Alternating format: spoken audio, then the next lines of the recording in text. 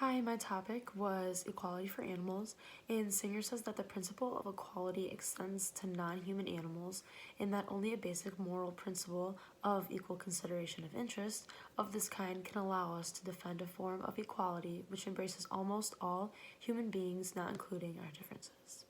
Singer says that when we accept his principle of equality for humans, equality for animals, we are extending our commitment to some non human animals that he claims of. So, one main point he is conveying is that we should almost always be treating non human animals just as we treat others with respect and dignity. So, basically, saying that just because someone is different and it's a different type of living organism on earth doesn't mean you should treat it with disrespect, and you shouldn't doesn't mean you should not care about it. And concluding this, when someone implies that we're okay to treat intellectual disabled humans just as non human animals, philosophers and researchers have realized that they need to defend speciesism, which is the assumption of human superiority leading to the exploitation of animals. And to me, that just sounds pretty selfish because you're just treating animals like dirt, basically, like the dirt on the bottom of your shoes, and like we should be actually caring about these animals because they're here for a reason. So why do we need to treat them with disrespect just because they're different than us? There is a clear line that I think is drawn between disabled humans and exploited animals, and there should definitely be no counter argument for that. All in all, this should not allow intellectual disabled people, which now brings us down to quote unquote denying rights to social misfits. And then next down lower, which on a next level, which would be to classify anybody that we don't accept and eliminate them. So basically, we're putting this all on a pedestal, and so it's the intellectual disabled people, and then brings us down to denying rights to social misfits. And then a next step down further is to classify people that we don't like and that we don't accept and to just eliminate them.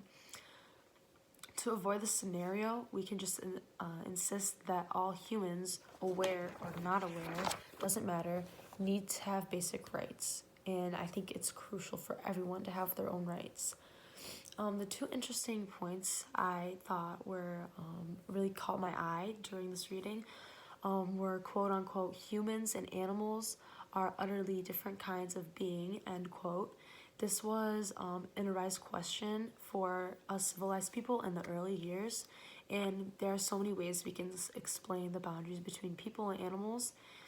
And one argument I think was that even if other animals use tools just as we do, and humans are argued to be the only living organisms that can make tools. But then there was a counter argument against this, which was that Jane Goodall found chimpanzees making sponges out of leaves for soaping water, and then they also trimmed the leaves from the branches to make these little tools to catch insects so they could eat. And there are so many counter arguments to go against this, but the us for us to be the only living organisms to be able to make tools. So like that was kind of interesting that philosophers thought that we were the only people that knew how to do this, but then they found out that animals can actually do this. What are the odds?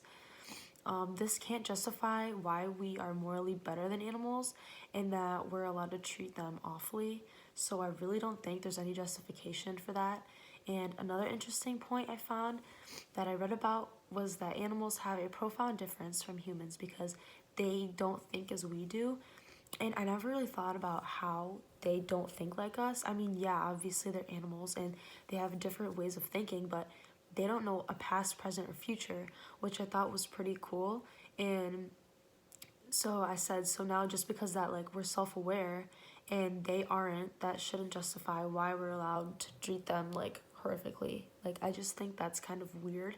How just because someone doesn't know what a past, present, or future is, or doesn't think just like us, doesn't mean that we shouldn't treat them like nice. Like that's kind of odd to me. Like I was always raised and grown up knowing to treat others how you would want to be treated, And even if it was an animal, I mean, animals are still living organisms on Earth. And I said that there will always be like a counter argument to go against this. Like, I know there's gonna be people saying like, oh yeah, but that doesn't matter if they like don't think about a past, present, or future. Like, how's that important? But to me, that's important because that means they're different than us, and just because they are different, why would we want to wear them down and make them feel like they are different? So in chapter 16, I found that the nature of virtue was in chapter 16, and I found a quote that was like a moral theory to go along with this, which was, nor anything else that by nature behaves in one way be trained to behave in another, end quote. And I think this relates to equality for animals because we can't change the way that an animal behaves, and we have to change the way we look at animals in general. And I said that we could change our thinking, but like animals can't really change their thinking, like how like they talk to us, but we can change our thinking, how we look at them, and humans can change habits of how like we look at other animals. And nature of virtue is a disposition of the benevolence towards a being in general, and we form virtues that help us see the world clearly and make better judgments for a better end result. We can change our views towards something, whether good or bad. So an example in real life that can relate to this is in life that we encounter so many different animals, and we should look at them and just start to judge, judge a book by its cover and say that we sit higher on the pedestal level than they do. And we should really observe and I feel like appreciate that we have these wonderful animals and how they can work and how their brains and their minds can work, and we should really observe their nature. Like, we shouldn't be thinking like judging them right when we look at them. We should just be looking at them and see what they're doing in their own habitat. And I think that's pretty cool how there's so many different animals that we don't even know about, but we shouldn't be judging them right when we look at them.